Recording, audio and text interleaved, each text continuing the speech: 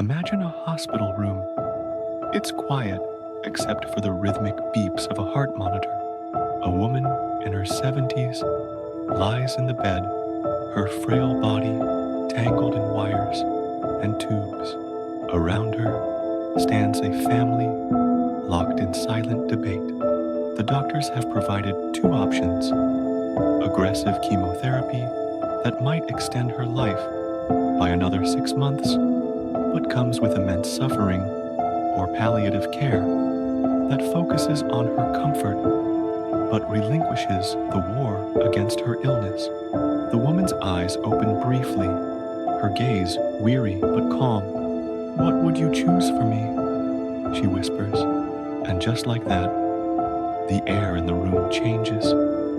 Suddenly, the question isn't about how long we fight death, but about something deeper. When death comes knocking, should we fight to the bitter end, or should we embrace it with dignity? For as long as humans have existed, death has been our greatest adversary. For centuries, we've created myths and invented technologies, all in the name of staving off the inevitable. Modern medicine captures this battle perfectly.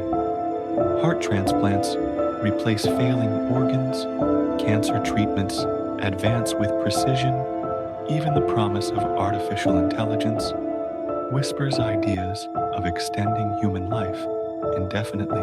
For many, the fight against death represents hope, resilience, and ingenuity. But what happens when this fight comes at a cost that's harder to measure? The truth is, the final chapter of life often takes place in hospitals, where decisions are not philosophical, but practical. Here's an astounding fact. According to research, up to 25% of healthcare expenditure in the United States happens during the last 6 months of a person's life. The economics are staggering, but the emotional toll is even greater. Aggressive treatments, often involving invasive procedures and powerful drugs, become a sort of default. Conversations about quality versus quantity of life rare. Lucy Caldwell, an oncologist in California, recalls a patient, a man in his early 60s, fighting late-stage cancer. His family encouraged him to pursue every available treatment, no matter how slim the odds. Caldwell watched him deteriorate before her eyes.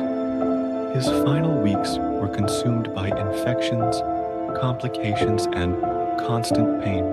After his death, Lucy spoke to his widow, who tearfully admitted, "We kept pushing him to fight, thinking it was for the best. But now I wonder, was it? This is the fight against death. Resilient, unyielding, but sometimes blind to what it truly asks of us. But this is only one side. What if the fight is about something much quieter? Something less about defiance and more about acceptance? In recent decades, another philosophy has emerged that shifts the axis of the conversation around dying. Enter palliative care, an approach designed to prioritize comfort and quality of life, even when it means stepping back from curative treatment. At its core, palliative care isn't about giving up.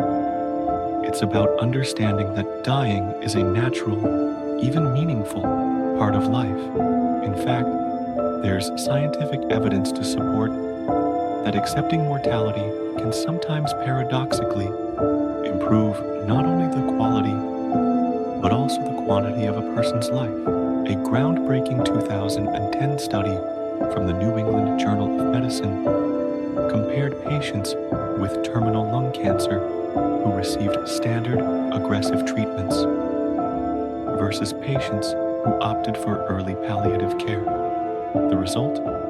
The latter group not only enjoyed better mental health, they lived, on average, 3 months longer. But this idea of embracing death can feel radical, even counterintuitive, in cultures that idolize youth and longevity. Western societies often see death as an enemy to conquer. Compare this to Japan, where concepts like ikigai promote a graceful acceptance of life's natural transitions.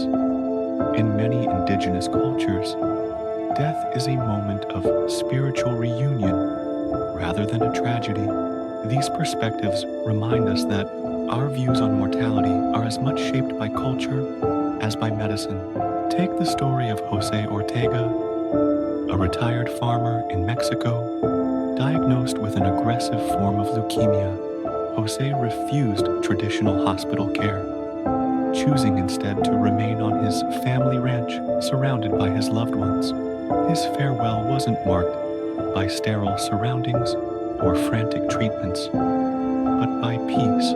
His family spoke of his final moments not as a loss, but as the culmination of a life well lived. For them, it wasn't about prolonging time, but cherishing it. And yet, acceptance is easier to admire in theory than in practice. Why? Because death isn't just a medical event. It's intensely personal.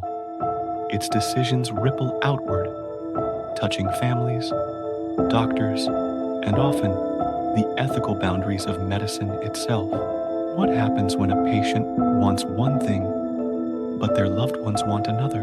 This ethical dilemma plays out every day in hospitals around the world. Doctors struggle to balance their oath to do no harm with the expectations of patients and families. But not all conversations go smoothly. Studies show that even physicians, trained professionals, often avoid discussing death until the very end, fearing they may strip their patients of hope. Take the case of Sarah Chen, a 28-year-old lawyer diagnosed with a rare neurological disorder. She told her family early on that she didn't want extraordinary measures to prolong her life if the prognosis was grim. But as her condition worsened, her parents, paralyzed by grief, insisted that doctors try everything, from experimental drugs to mechanical ventilation. A hospital chaplain later shared, "We don't talk enough about death in this culture, so when it comes, people feel unprepared." That's when the hardest decisions fall on those least ready to make them. These moral and emotional conflicts also point to larger questions. Who should decide how we die?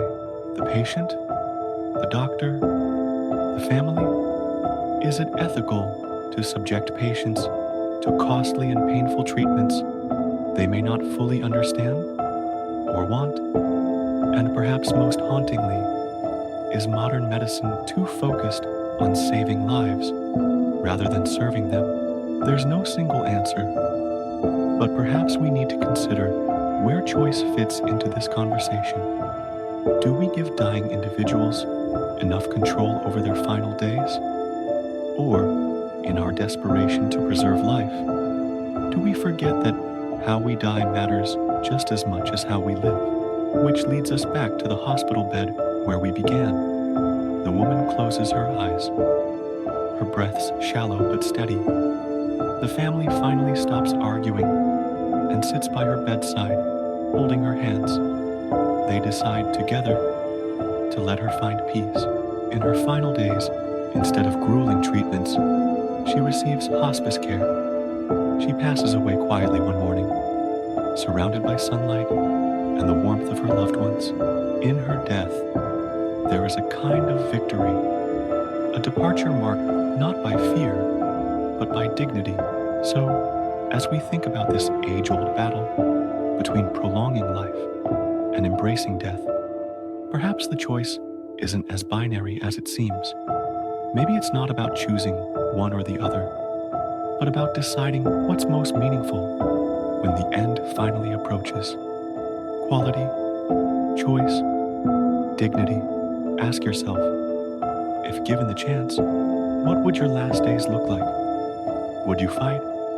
Would you let go? Or, perhaps most courageously, Would you choose both? Embracing the life you've lived while preparing for the journey ahead. Death, after all, may not be the enemy we've made it out to be. Perhaps the real triumph lies in facing it, not with fear, but with love, understanding, and grace. Maybe, just maybe, the bravest battle is knowing when to stop fighting. Maybe, just maybe, the bravest battle is knowing when to stop fighting.